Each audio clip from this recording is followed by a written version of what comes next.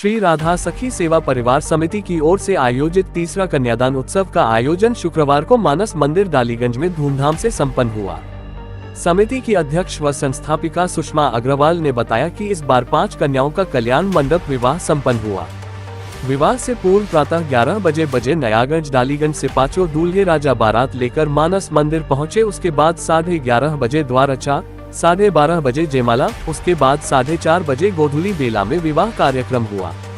सभी जोड़ों को आशीर्वाद देने के लिए गुरु मां अर्पणा नैप्टिया, क्षेत्र विधायक डॉक्टर नीरज बोरा, अनिल कुमार जैन, भारत भूषण गुप्ता, घनश्याम दास अग्रवाल मौजूद रहे।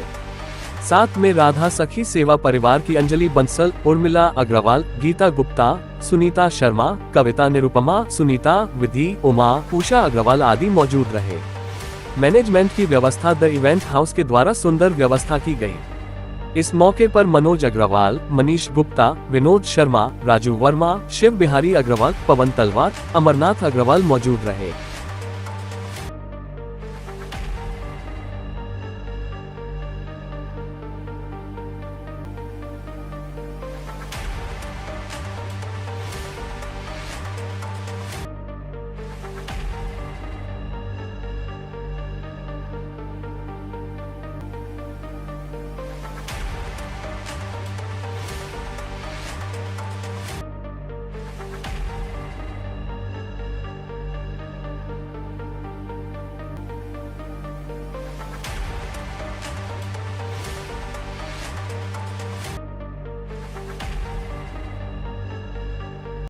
आपकी कन्या ये जो श्री राधा स्वामी सखी सेवा समिति है, इसके तत्वाधान में क्या कार्यक्रम हुआ?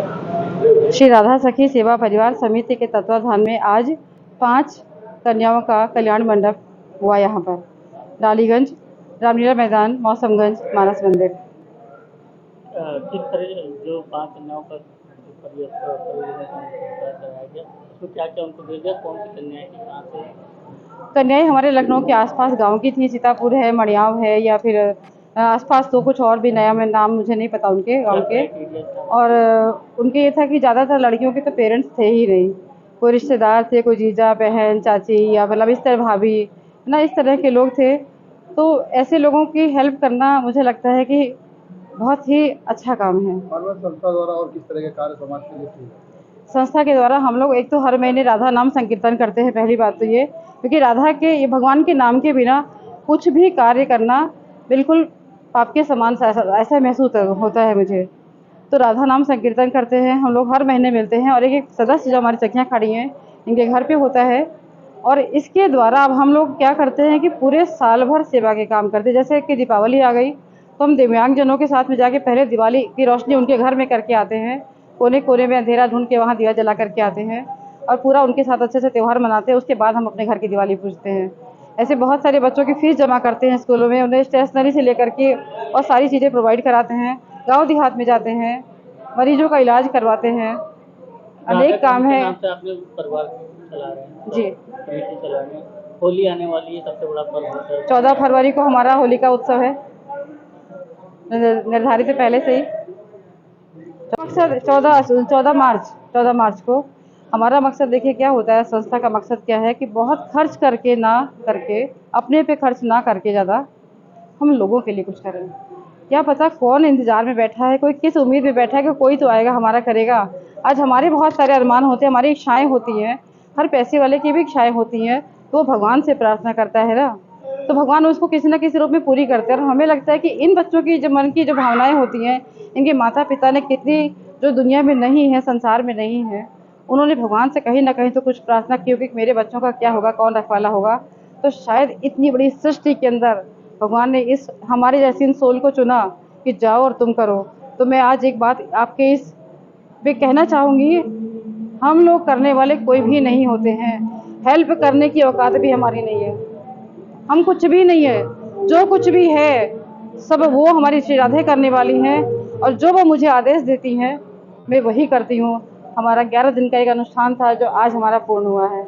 हमारे साथ में हमारी अष्ट सखियाँ, जैसे कि राधाष्टमी होती है, अष्ट सखियाँ हमारे साथ लगी थी 11 दिन से। आज वो अनुष्ठान हमारा पूर्ण हुआ।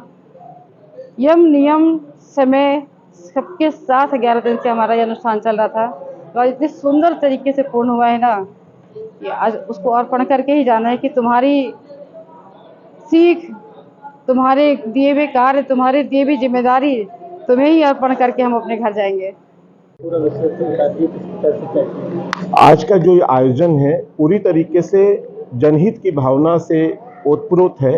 श्री राधा सखी सेवा परिवार समिति जो कि पंजीकृत है और लगातार ये चौथा वर्ष है जब ये संस्था पानी ग्रहण संस्कार, जिन बच्चों के माता पिता नहीं हैं या जो पूरे सामर्थ्यवान नहीं है, तो उनके लिए यह परिवार ऐसे बच्चों को ढूंढता है, खोज करके लाता है और उनकी पूरी व्यवस्था करता है। जैसे अपनी बेटी का कन्यादान करते समय उसके चेहरे का भाव होता है, उसी तरह उसके मन में उत्साह और उमंग होती है। और जब विदाई होती है तो मैंने अपनी आंखों से देखा कि किस तरह से फूट फूट करके जैसे माताएं अपनी बेटी को विदा करते समय रोती हैं, उसी तरह संस्था की सखियां जो हैं आज यहाँ पे विलाप कर रही थी। जैसे लगा कि उनकी बेटियां उनसे बिछोड़ करके जा रही हैं। और एक बात और बताना चाहूँगा कि सिर्फ विदाई तक ही इनकी जिम्मेवारी सीमित नहीं है। ये हर महीने हफ्ता में उनसे बात करती हैं, उनका हालचाल लेती हैं। उनको अगर कोई कष्ट है तो संस्था बाद में भी उनके जीवन यापन में उनकी मदद करती है। कहीं उनको सलाह की जरूरत है, कहीं आपस में पति पत्नी में मनमुटाव है, तो संस्था इसकी भी चिंता और चेष्टा करती है कि उनके बीच में अगर कोई बात है तो माँ का फर्ज है कि हम उनके उस समस्या का समाधान करें। और अभी जैसे आज पानी ग्रहण संस्कार होकर के बेटियां विदा होकर के चली गई, 1 महीने के अंदर उनके सबका जो है कोर्ट के माध्यम से हम लोग उसका रजिस्ट्रेशन कराते हैं, जिससे कि उनकी शादी को कानूनी मान्यता भी प्रदान की जा सके।